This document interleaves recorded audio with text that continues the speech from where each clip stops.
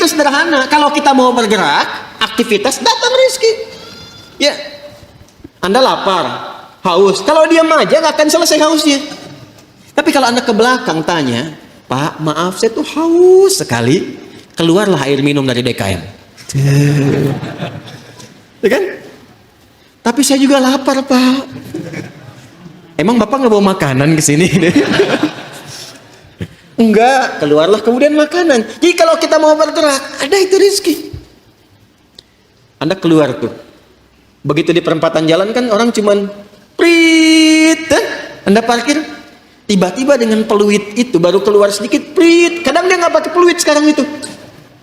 Mundur, balas kiri, gitu kan? Kita tanya kenapa emang yang kanan kan selalu dibalas sama yang kiri. Balas kiri, balas jalan. Dengan kalimat gitu aja Anda mengeluarkan uang kan? Kasih oleh Anda 2.000, makasih Pak. Kasih 5.000, makasih Om.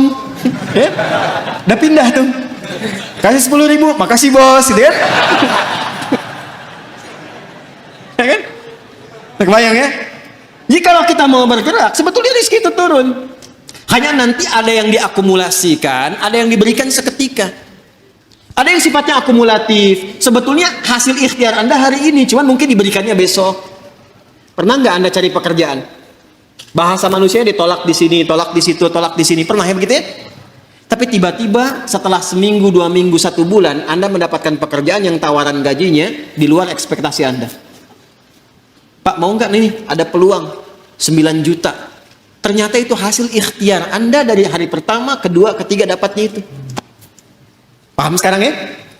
Itu hukum pertama. Jadi nggak bisa mendapatkan rezeki dengan diam. Selalu ada ikhtiar. Tapi jangan sampai ikhtiar itu, awas, ditempuh dengan bentuk yang negatif. Atau didapatkan dengan cara ikhtiar misalnya, maaf ya, bukan dalam gerak yang positif. Negatif itu kan bisa maksiat, ya, atau pengertian yang kedua, tidak bergerak sehingga sakit. Dengan sakit itu rezeki datang. Paham nggak? Anda nggak minum sampai sakit, tuh kan? Nah, begitu sakit, tiba-tiba datang orang nengok, bawa buah, gitu kan? Bawa makanan. Jangan diikhtiarkan dengan sakit untuk mendapatkan itu. Paham? Atau yang kedua, dengan cara maksiat. Seseorang menempuh maksiat, menempuh cara yang tidak dibenarkan, yang menimbulkan persoalan. Sesuatu yang menimbulkan persoalan, kemudian persoalan itu bisa diurai sehingga lurus kembali, keadaan yang lurus, benar, nggak ada soalnya, itu disebut dengan halal namanya. Dari kata ahalla yuhillu. Kata ahalla dari kata halla. Orang Arab kalau mengatakan hillul mushkilah, artinya, atau hillul ahbal, benang yang kusut bisa diurai lagi. Sehingga dia menjadi lurus. Sesuatu yang lurus yang tidak ada persoalannya disebut dengan halal namanya. Jelas? Nah, maka ketika Anda menempuh mencari rezeki ini, carilah yang lurus-lurus saja. Cari yang lurus, jangan cari sesuatu yang membuat kehidupan Anda jadi kusut. Karena itu segala bentuk pintu yang mengantarkan pada kekusutan hidup, yang memungkinkan Anda menjadikan hidup bermasalah, dilarang oleh Allah. Jangan lakukan ini, jangan kerjakan ini. Lawan dari sesuatu yang lurus, yang larangannya ditampilkan sehingga mencegah kita dari kesulitan, disebut haram namanya. Karena itu dihadirkan lawan halal itu dengan haram. Halal pada asalnya menunjuk pada keadaan lurusnya, sedangkan haram hukum pencegahannya. Saking sayangnya Allah kepada kita, saya inginkan hidupmu itu lurus, jangan ada masalah. Jangan sampai kamu bapaknya yang korupsi, anaknya yang dibully. Jangan sampai bapaknya yang bermasalah, anaknya yang di sekolah yang diserang oleh teman-temannya. Anak SD diteriaki, bapak kamu koruptor ya, bapak kamu koruptor ya. Apa Anda tega melihat anak Anda bermasalah di sekolahnya hanya karena perbuatan bapaknya? Tuh. Maka kata Allah yang lurus-lurus saja. Gak usah menipu, gak usah korupsi, gak usah nyogok, lurus aja. Kan tadi tahu rezekinya sudah ditentukan, gak akan tertukar. Besok meninggal juga kok. Mau meninggal besok? Paham nggak? Paham sampai sini ya?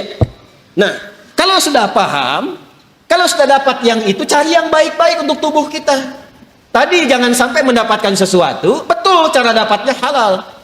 Cuman mengonsumsi yang lain yang kira-kira nggak sehat untuk tubuh. Dapat harta dengan halal, beli durian. Durennya bagus, tapi kalau makan duren 100 biji, kan masalah. Maka idealnya dapatkan dengan cara yang benar, konsumsi dengan cara yang menyehatkan. Cara yang menyehatkan itu bahasa Arabnya thayyib. Dari kata tabba, ya kan? Orang yang berkontribusi membantu supaya sehat disebut tabib. Bahasa kitanya dokter. Maka Allah tegaskan supaya kita nggak banyak nanya lagi, kulu mimma fil ardi halalan thayyib. Itu maksudnya. Halalan thayyibah. Ya. Jadi mencari rezekinya di mana? Halo? Di langit telah ditetapkan rezeki. Diturunkan ke mana? Ke bumi. Maka cara kita berikhtiar, ikhtiarnya di mana? Di bumi. Tapi apakah mungkin mencari rezeki di bumi, semuanya bumi kita kelilingin? Tidak kan? Karena itulah ayat yang mengatakan mimma, singkatan dari min dan ma, di setiap tempat yang mampu engkau pijak. Jadi kalau misalnya Anda merasa nggak ada peluang di sekitaran ini, pindah. Kan Bekasi luas. Itu baru Bekasi. Nggak ada di PTM pindah PJS, nggak ada PJS pindah Greenview, nggak ada di sini pindah Pekayon. Pekayon aja masih luas. Nggak ada di selatan pindah utara, nggak ada utara pindah timur, kan? Nggak ada di timur pindah dari kota ke kabupaten Bekasi. Nggak ada di situ geser pindah Depok, nggak ada Depok pindah. Banyak sekali tempat bisa dipijak. Jangan jadikan alasan ketika nggak menemukan di satu tempat Anda berbuat maksiat. Bukan Anda di sana maksudnya ya, ini contoh aja umum. Jangan jadi alasan kalau Anda tidak mendapatkan di satu tempat, jangan jadikan pijakan itu untuk berbuat maksiat.